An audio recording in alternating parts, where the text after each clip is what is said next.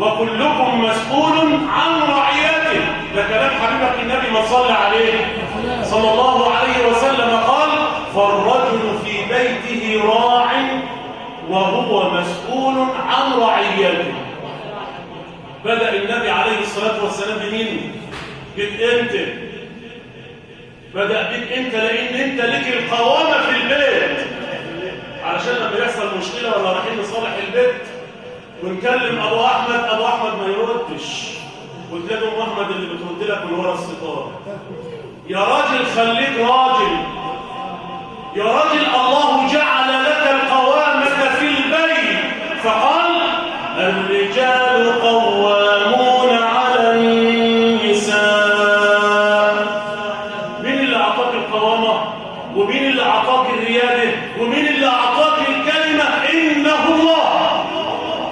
ما تضيعش الدور بتاعك وتسنده لغيرك وتقولها شوف بس الجماعة هيقولوا ايه، ولا ايه رأيك يا ام احمد ولا ام فلان. الرجال قوامون على النساء بما فضل الله بعضهم على بعض وبما انفقوا من اموالهم. فانت مسؤول عن رعيتك، مسؤول عن زوجتك، مسؤول عن ابنتك، مسؤول عن ولدك. هذا الولد الذي لا يعلم الآن شيئا لدين الله عز وجل. فين تفقد الأبناء؟ فين تفقد الأولاد في تعاليم الإسلام وفي أخلاق الإسلام؟ ترى الإسلام الآن يسب في قعر بيتك وانت قاعد مطنش، وسب الدين كفر. سب الدين ده مصيبة. انت راجل مسلم وزوجتك مسلمة واولادك مسلمين والواد يسب ويلعن وانت قاعد. يا اخي ادعوا الى الله، بلغوا عني عن دين الله عز وجل، بلغوا عني ولو آية واحدة بس. لو تعرف حاجة بس في الحلال وفي الحرام قولها لزوجتك، قولها لبنتك، قولها لابنك. أقول لك ذلك لأنك مسؤول عن ذلك أمام الله عز وجل.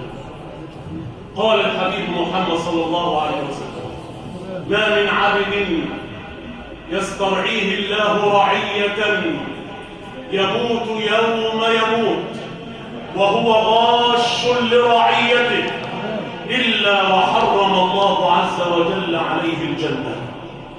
احذر أن تكون غاشا لزوجتك، فلا تأمرها بالمعروف بمعروف، فلا تأمرها بالمعروف بمعروف، ولا تنهاها عن المنكر بغير منكر.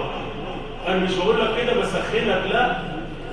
كنتم خير أمة أخرجت للناس تأمرون بالمعروف. والأمر بالمعروف يحتاج إلى شرح وإلى تبسيط وإلى لين وإلى رفق.